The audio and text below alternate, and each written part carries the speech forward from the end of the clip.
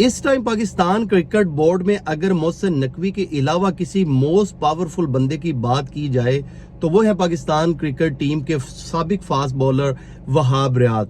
वहाब रियाज की अगर बात करें तो तीनों फॉर्मेट में पाकिस्तान को जो है वो सर्व कर चुके हैं। अच्छा सर्व किया, बुरा किया, लेकिन तीनों फॉर्मेट खेले। अब पिछले 2 साल से तकरीबन जब से ये इंटरिम गवर्नमेंट का सेटअप आया था तो वो all of sudden from nowhere वो स्पोर्ट्स मिनिस्टर बनते हैं। हालांकि अक्सर टीवी प्रोग्राम्स में जब जब उनसे क्वेश्चन हुआ और उन्होंने ये बोला कि उनकी कोई पॉलिटिकल बैकग्राउंड नहीं है, लेकिन जिस तरीके से वो आए और जितना फिर मोहसिन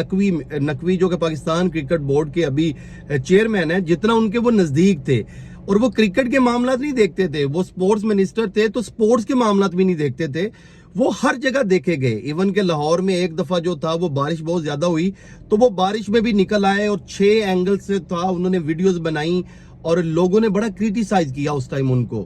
तो अब जब ये गवर्नमेंट का सेटअप चला जाता है, नया सेटअप आ जाता है और उनकी लक इस तरह से काम करती है कि मोहसिन नकवी जो है वो पाकिस्तान क्रिकेट बोर्ड के चेयरमैन बन जाते हैं। अब जब वो चेयरमैन बनते हैं, क्योंकि मोहसिन नकवी के साथ ऑलरेडी उन्होंने काम किया हुआ था, तो मोहसिन नकवी सबसे पहले जो है वो वहाब रियाज को लेके आते हैं। अब वहाब रियाज पहले सीनियर जो है वो चीफ सेलेक्टर बनते हैं, उनके बाद उनको एक अजाफी ओहदा पाकिस्तान टीम में बनाया जाता है, सीनियर टीम मैनेजर। दुनिया की किसी स्पोर्ट्स में आज तक शायद ये जो सीनियर जो मैनेजर वाला जो है वो ओहदा दिया जाए, क्योंकि बनते तो वो जूनियर मैनेजर थे, क्योंकि मैनेजर वाला काम तो उनको आता नहीं होगा, तो उनको सीनियर भी इसलिए किया गया कि प्रायोरिटी देनी थी, क्योंकि मंसूर राना जो टीम के मैनेजर हैं वो बड़े अरसे से पाकिस्तान टीम के मैनेजर रहे, तो उनसे ज्यादा बड़ा ओहदा उनको देना था, क्योंकि जो उनको चस्का पड़ा था मिनिस्ट्री का तो वो कैसे उसके इक्वल जॉब उन्हें मिलती। अब जब वो टीम के सीनियर मैनेजर बन गए तो उनका कोई रोल सिलेक्शन में नहीं होना चाहिए था, क्योंकि मैंने बताया कि जिस तरीके से मोहसिन नकवी के अलावा अगर कोई पावरफुल बंदा है तो वो इस टाइम वहाब रियाज है। तो वहाब रियाज जो है वो सिलेक्शन के मामला को भी देखते हैं। जब सिलेक्शन कमेटी टीम अनाउंस करने आती है तो उसमें वहाब रियाज सबसे पहले आके माइक के ऊपर बैठ के, बल्कि एक दफा तो उनको क्वेश्चन भी हुआ इस चीज पे कि भाई मोहम्मद यूसुफ बैठे हैं, अब्दुल रजाक आपके साथ बैठे हैं, तो आप टीम अनाउंस किस कैपेसिटी में कर रहे हैं, आप तो चीफ सिलेक्टर नहीं है। तो हर चीज में वो जो है उनका, और मोहसिन नकवी भी जो है वो डायरेक्ट हर टाइम लिंक रहते हैं वहाब रियाज के साथ। अब आते हैं इशू है उसामा मीर का। उसामा मीर जो है वो 100 लीग जो होती है इंग्लैंड में, उसको खेलने के लिए इंग्लैंड में पहुंचे और ऑल ऑफ सडन जो है वो आ जाती है, प्रेस रिलीज भी आ जाती है 100 लीग की तरफ से भी कि उसामा मीर को जो है वो पाकिस्तान क्रिकेट बोर्ड जो है वो एनओसी इशू नहीं की, तो इस वजह से उनको जो है वो नहीं लिया गया टीम में या ड्रॉप कर दिया गया स्क्वाड से। अब जब इस मामले पे कुछ जर्नलिस्ट के साथ शायद उसामा मीर की बात हुई और उन्होंने बताया कि ये वजह बनी क्या। उसामा मीर जब टीम से ड्रॉप हुए, अगर पाकिस्तान सुपर लीग की परफॉर्मेंस में आपने टीम सेलेक्ट करनी है तो उसामा मीर से अच्छी शायद ही पाकिस्तान के पास कोई ऑप्शन हो, और वो डिजर्व करते थे। अगर ओडीआई वर्ल्ड कप में उनकी परफॉर्मेंस अच्छी नहीं रही या बायलेटरल सीरीज में नहीं रही, लेकिन आपका क्राइटेरिया यही है कि आपने पाकिस्तान सुपर लीग के परफॉर्मर जो हैं वो खिलाने हैं, तो उसमें तो उसामा मीर जो थे वो बेस्ट लेग स्पिनर थे।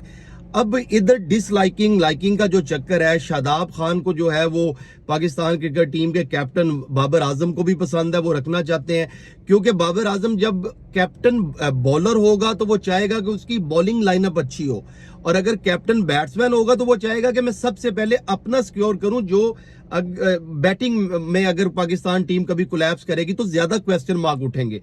अब शादाब खान जो है वो पाकिस्तान सुपर लीग में 1 डाउन आके भी उन्हें नंबर 3 पे भी नंबर 4 पे भी रन्स किए। इसका मतलब ये नहीं है कि शादाब खान जो आके पाकिस्तान के लिए भी ऐसे रन्स करेंगे, आपको लीग क्रिकेट वाली बॉलिंग नहीं मिलेगी। और शादाब खान बैटिंग बॉलिंग दोनों में बुरी तरह एक्सपोज हुए। नो डाउट उनकी टीम चैंपियंस उन्होंने इस्लामाबाद को बनाया, लेकिन आप जब कंपैरिजन करेंगे तो उसमें आपको बॉलर चाहिए जो मिडल ओवर्स में आके आपको विकेटें लेके दें। तो शादाब खान से ज्यादा हमेशा जो अच्छी ऑप्शन थी वो उसामा मीर की थी। उसामा मीर चाहे मतलब कि दुनिया के आप दूसरे बेहतरीन बॉलर्स की बात करें उतने अच्छे नहीं होंगे, लेकिन इस टीम में जो हमारे पास प्लेयर्स का पूल अवेलेबल है उसमें बेहतर ऑप्शन थी। उसामा मीर को ड्रॉप कर दिया जाता है और उसके बाद उसामा मीर जो है वो वहाब रियाज को एक टेक्स्ट मैसेज करते हैं